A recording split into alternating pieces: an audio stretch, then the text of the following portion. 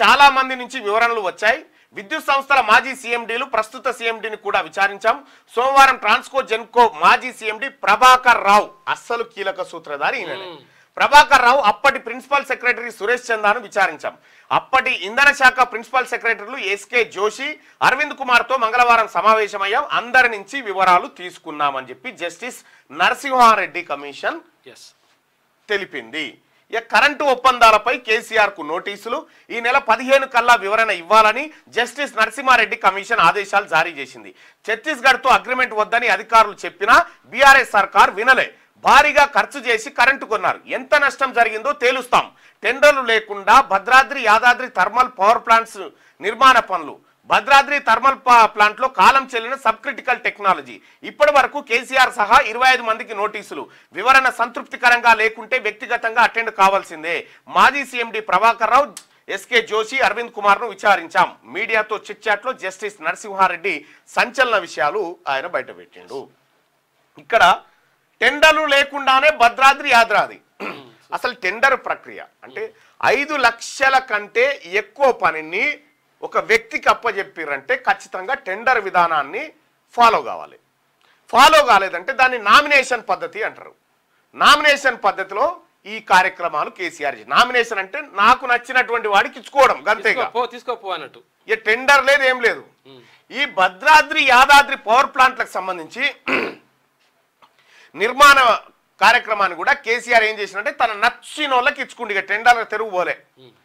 తద్వారా ఏమైంది, వేల కోట్ల రూపాయలు పక్కదారి పట్టినాయి. మళ్ళాడ ఛత్తీస్గఢ్ ఒప్పందం అది తర్వాత, ఇప్పుడు ఇది అలాగా మళ్ళా యాదాద్రి భద్రాద్రి పవర్ ప్లాంట్లు ఏవైతే ఉన్నాయో థర్మల్ పవర్ ప్లాంట్, ఇక్కడ బాగా గుర్తుపెట్టుకోవాలి. థర్మల్ అంటే బొగ్గు పవర్ ప్లాంట్లు ఏవైతే ఉన్నాయో వీటిని నామినేషన్ పద్ధతిలో తన అనుయాయులకు తనకు నచ్చినటువంటి వాళ్ళకు అప్పచెప్పిండు. ఇక్కడ ఏందా సారు అంటే భద్రాద్రి థర్మల్ ప్లాంట్ లో కాలం చెల్లిన సబ్ క్రిటికల్ టెక్నాలజీ. ఈ సబ్ క్రిటికల్ టెక్నాలజీ అంటే ఏంది? భద్రాద్రి యాదాద్రి థర్మల్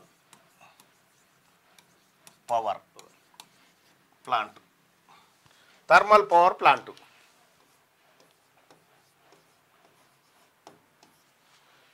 ఇక్కడ ఏం జరిగిందంటే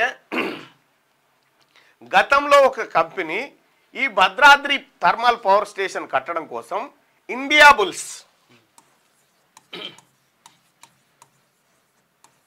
బుల్స్ అనేటువంటి కంపెనీ టెండర్లు దక్కించుకుంటే ఏమైంది, ఈ ఇండియా బుల్స్ చేసేటువంటి టెక్నాలజీ ఏంటంటే సబ్ క్రిటికల్ టెక్నాలజీ.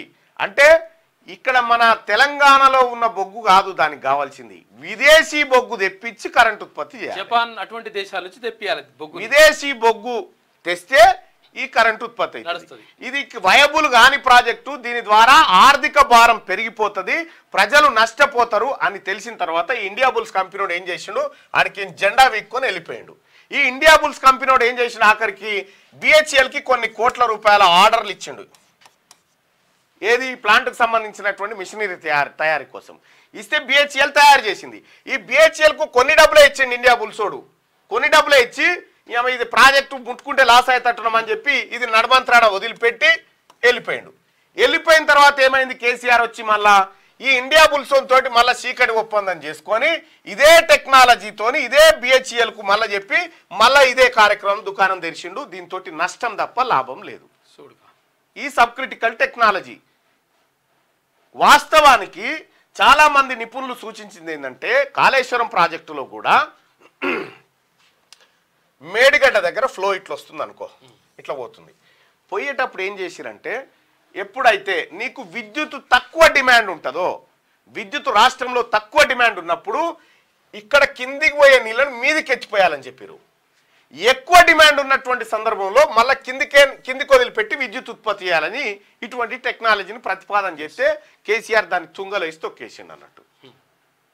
సో ఈ రకంగా ఈ సబ్ క్రిటికల్ టెక్నాలజీ ద్వారా భద్రాద్రి పవర్ ప్లాంట్ ఇక భవిష్యత్తులో ముందుకు పోయే పరిస్థితి లేదు. విదేశీ బొగ్గు కావాలి దానికి.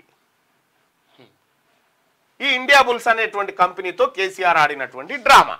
ఇగో ఈ కథలన్నీ బయటపడతా ఉన్నాయి. ఇటు ఛత్తీస్గఢ్ ఒప్పందము, ఇటు టెండర్లు లేకుండా భద్రాద్రి యాదాద్రి పవర్ ప్లాంట్ నిర్మాణ పనులు, ఆ తర్వాత కాలం చెల్లిన సబ్ క్రిటికల్ ఈ టెక్నాలజీని భూమి మీద ఎవడు వాడతలేడు ఇప్పుడుగా, అయిపోయింది దాని కాలం. అది అయిపోయినటువంటి కాలం చెల్లిన దాన్ని తీసుకొచ్చి ఈడ టెక్నాలజీ పెట్టి ఆ పాత సమాన్ ఏదైతే ఉందో పాత సమాన్, అరే నువ్వు ఇన్ని పైసలు కట్టినావు గారు ఆల్రెడీ, తీసుకొచ్చాడు పెట్టు, ఆ పైసలు మా రాముడు చూసుకుంటాడు, మిగతాది పైసలు కలిపి జర మందిని ముంచేద్దామని చెప్పి దిగిరు అన్నట్టు. ఇప్పటి వరకు కేసీఆర్ సహా 25 మందికి నోటీసులు జారీ చేశారని చెప్తా ఉన్నారు. అయితే ఈ కార్యక్రమానికి మొత్తం కర్మకర్త క్రియ ఎవరంటే ఈ మాజీ సీఎండి ప్రభాకర్ రావు, అరవింద్ కుమారు, ఎస్కే జోషి, వీళ్ళ ద్వారా కేసీఆర్ ఈ దందా నడిపించిండు. గత బీఆర్ఎస్ ప్రభుత్వ హయాంలో జరిగిన విద్యుత్ కొనుగోలు ఒప్పందాల్లో అవకతవకలపై బీఆర్ఎస్ అధినేత మాజీ సీఎం కేసీఆర్ కు జస్టిస్ నరసింహారెడ్డి కమిషన్ మరోసారి నోటీసులు అందజేసింది. ఈ నెల 15వ తేదీ కల్లా కేసీఆర్ తన వివరణను అందజేయాలని స్పష్టం చేసింది. గత ఏప్రిల్ నెలలోనే కేసీఆర్ కు నోటీసులు పంపినప్పటికీ జూలై 30 వరకు తాను వివరణ ఇవ్వలేనని కేసీఆర్ నుంచి సమాధానం వచ్చింది. కానీ ఎంక్వైరీకి గడువు తక్కువగా ఉండడంతో ఈ నెల 15లోగా ఎట్టి పరిస్థితుల్లోనూ వివరణ పంపాలని, సమాధానం సంతృప్తికరంగా లేకుంటే వ్యక్తిగతంగా హాజరు కావాల్సిందేనని మరోసారి నోటీస్ పంపినట్టు జస్టిస్ నరసింహారెడ్డి మంగళవారం వెల్లడించారు. గత సర్కార్ హయాంలో ఛత్తీస్గఢ్ తో జరిగిన విద్యుత్ కొనుగోలు ఒప్పందాలు, యాదాద్రి భద్రాద్రి థర్మల్ ప్లాంట్ల నిర్మాణ పనుల్లో అక్రమాలు నిగ్గు తేల్చేందుకు రాష్ట్ర ప్రభుత్వం జస్టిస్ నరసింహారెడ్డి ఆధ్వర్యంలో జ్యుడిషియల్ కమిషన్ వేసింది. ఇక్కడ తప్పుడు సమాచారం ఇస్తే చర్యలు తప్పవు, 25 లోపు అఫిడవిట్లు ఇవ్వాలని కాళేశ్వరం ఇంజనీర్లకు చెప్పాం జస్టిస్ ఘోష్. ఇది సపరేట్ సబ్జెక్ట్. ఇక్కడ విషయం ఏందయ్యా, మరి కేసీఆర్ భవిష్యత్తులో దొరుకుతాడని తెలియదా అని అంటే మనోడు ఏమనుకున్నంటే సత్యదాకా నేనే ఉంటా ముఖ్యమంత్రి అనుకున్నా కేసీఆర్. జనం మేల్కొని బండకేసి కొట్టుడుతోటి భాగవతం అంతా బయటకు వస్తా ఉంది ఇప్పుడు. లేకపోతే ఇవన్నీ మంచిగా చేస్తున్నాను చెప్తుండే. ఇంకా ఓ మనకెన్ని కాళేశ్వరము అని ఎన్ని పాటలు, ఎన్ని ఆటలు, ఎంత బస్సులు పోయేది, ఎన్ని చూసి వచ్చేది. ఇది జనానికి తెలియదు కదా, ఇది జనానికి తెలియదు. ఇక ఒక ఆయన చెప్తాడు కేసీఆర్ ఉన్నప్పుడు 24 గంటల కరెంట్ ఉండే. సరే కేసీఆర్ ఉన్నప్పుడు 24 గంటల కరెంట్, ఈ కథ ఇటు పెడితే కేసీఆర్ కాళేశ్వరం తోటి 1 కోటి ఎకరాలు వారబెట్టిండని చెప్పి, కాలువలతో నీళ్ళు వచ్చినాక కరెంటుతోనైతే పని లేకుండే కదా, మరి ఎందుకు కరెంటు వాడిండు, ఎందుకు అక్రమంగా కొనుక్కొచ్చిండు, ఇది జనరల్గా ఆలోచన చేయది.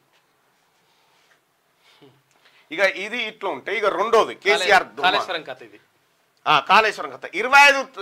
ఈ నెల 25 లోపు అఫిడవిట్లు ఇవ్వాలని కాళేశ్వరం ఇంజనీర్లకు చెప్పామని జస్టిస్ ఘోష్. వివిధ విభాగాలకు చెందిన 20 మందిని ప్రశ్నించాం. కాళేశ్వరం నిర్మాణ సంస్థలను ఎంక్వైరీకి పిలుస్తాం. తప్పుడు లెక్కల వల్లే బ్యారేజీలకు నష్టం వాటిల్లింది. అన్ని అంశాలపై లోతుగా విచారిస్తామని వెల్లడి. తప్పుడు లెక్కల వల్లే చెట్ల మీద ఇస్తరాకులు కుట్టినట్టే కేసీఆరే నా బొట్టు రక్తం ఖర్చు పెట్టి కాళేశ్వరం కడితే కాళేశ్వరం పని, ఇంజనీరు లేడు, సిపాయి లేడు, తాపిమేసి లేడు, మొత్తం ఈయననే కూర్చొని కట్టినట్టుగా చెప్పిండు. ప్రతిదానికి నేనే బాధ్యనని చెప్పిండు. తీరా అది పర్యబట్టి నోరు తెరవంగానే నాకేం సంబంధం అండి, ఇంజనీర్లు ఉంటారు కదండి, ఆ లాంగ్వేజ్ కూడా తెలియదండి నాకు, వారి అమ్మ అంత ఈజీగా తప్పించుకొని పాడే. రేపు పొద్దుగాల ఇది కూడా గట్టిగా చెప్తాడు, నాకేమెరకనండి ఆ ప్రభాకర్ రావుని పట్టుకొచ్చి అడుగురి, నాకేం సంబంధం అండి. కానీ ప్రభాకర్ రావు చెప్తున్నాడు క్లియర్ గా, ఏమంటుండే ప్రభుత్వం ఏది చెప్తే మేము అది చేసినాము, మా తప్పేం లేదంటుండు ప్రభాకర్ రావు కూడా. నిజంగా అందులో కరెక్టే ఉంటే ప్రభాకర్ రావు ఎస్ కరెక్ట్ అండి మాకు కూడా అని చెప్తుండే. కానీ ప్రభుత్వం ఏం చెప్తే అప్పుడు మేము అది చేసినామని చెప్తుంటే ఈయనే దొరికిరు అన్నట్టు దొంగ.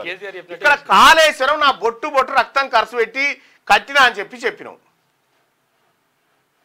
విషయం ఏంటంటే తెలంగాణ రాష్ట్ర సంపదను లూటీ చేసినావు, ఈ లూటీకి సంబంధించి వివరణ ఏమంటే నాకు ఇప్పుడు టైం లేదు, జూలై 30 దాకా అంటుండు.